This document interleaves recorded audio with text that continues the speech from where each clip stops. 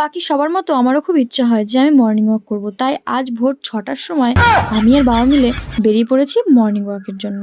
তো আমি আর বাবা এখন যাচ্ছি দেখো, আর রাস্তাঘাটে সেরকম কেউই ছিল না।